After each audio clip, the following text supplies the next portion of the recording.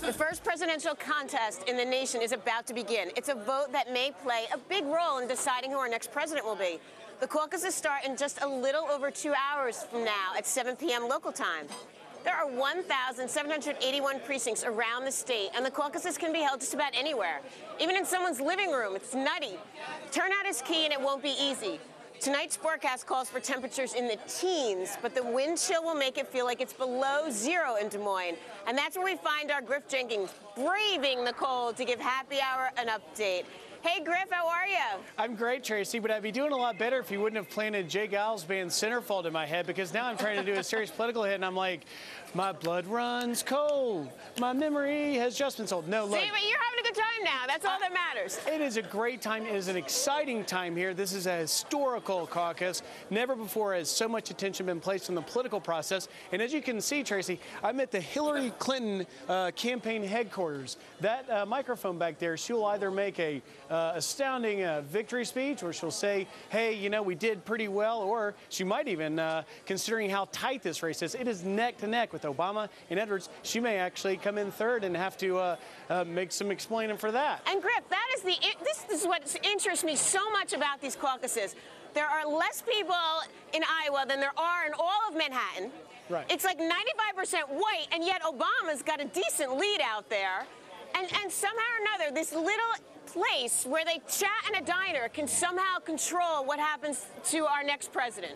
That's right. This is where real politicking happens. The candidates are out there talking to Iowans, and you know, there's only like about 3 million people in the entire state. Now, they say, I believe the number is in 1988, 125,000 folks turned out to caucus. And it looks like, I was reading David Yepsen, who is sort of the best writer that people look for political wisdom in the Des Moines Register. He thinks 250,000 might turn out, so it's really going to be historical. And you know, the Democrats, I should point out, it's very different because Democrats actually gather in a room. They go to one corner of the room or one side for their candidate, for Obama, for Hillary, for Edwards. But if you're a guy like Richardson, say, and you only have a few folks lining up, you have to have at least 15 to be viable in any precinct, you can go to another candidate, say Obama, which could really upset things in the night. Right. Republicans do it more of a straight straw poll voting. The system is nutty, actually. Now, all right, 2 questions. 1, where's Giuliani? And 2, I heard you got a new friend out there.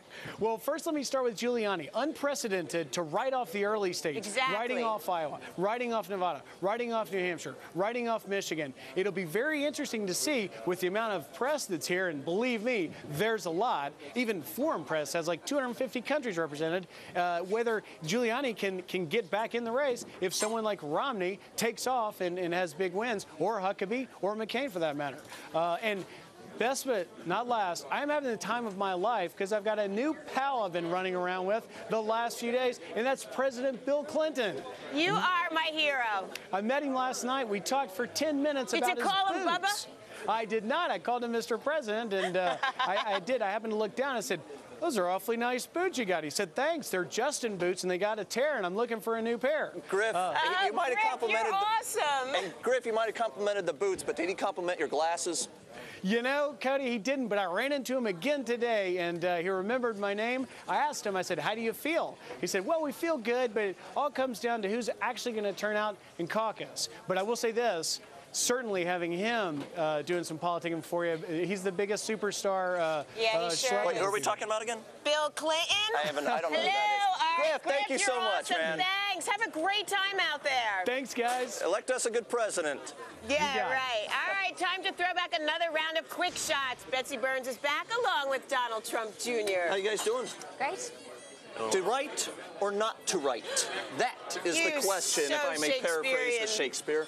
This dude, Jay Leno, though, apparently might have upset the writer's guild by writing the jokes for his monologue in bed with his wife. For the record, it was the writing part, not the being in bed with his wife part, that the WGA was upset about. But it's neither here nor there. Well, so what's the story, you guys? I mean, he did. Are you allowed to write your own monologue? I write my own monologue. Luckily, we're not. We got nothing to do with the strikers, with the guilders. Yeah, so what do you think? Oh, listen, I think it's great that I heard his monologue was fantastic, perhaps better than his normal monologue. So maybe that has to say something about his writers. I don't know. His wife knew what she was talking about. What she was talking about, or she was having a lot of fun in the process. So, I think it's amazing that he did that and pulled it off pretty well. I think it goes to show that these guys can do this on their own, right? They're there for a reason, not because they have good talent necessarily. When was the last time you watched a late night talk show besides Happy Hour? I'm up at about 5 in the morning, so I'm not much of a late night guy. If I'm watching TV at night, it's maybe The Apprentice or Law and Order or something like that. Well done. I'm not when much does the new Apprentice season you like start? that good plug in there? You like? When does the new by the way, it Apprentice starts tonight at 9. What channel? At NBC. Fox. Nah, NBC. unfortunately not. They're also they're another evil empire, just a different one from ours. Oh. What do you think?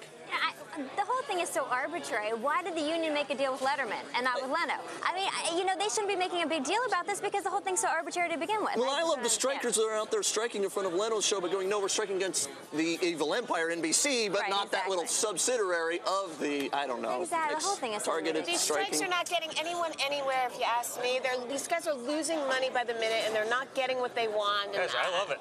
I love it, because we're like the only original programming going to be on television for months. Like, I think they should keep striking forever. That's what I felt until I couldn't believe it. I'm all for this strike and the plight of the writers. And the only, I'm 100% on. And the only block at night that's now coming out of the strike is the well, no, you guys. But the only place where the strikers are now coming back is the 11 o'clock slot where we compete. Doggone it. How about that? All right. So is it a case of advertising gone awry? A model. Things too far. I can't see.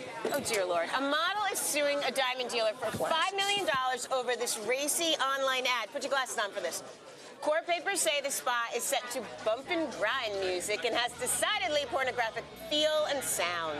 The jeweler says it's going after a hipper, younger demo. Thus, its ads are less romantic than the competition. Unfortunately, I didn't have my glasses on while they showed 82 seconds of the commercial. Did we really need all of it? Did we get the impression? Yes, we did. Enjoyed that? Yes, it's good TV.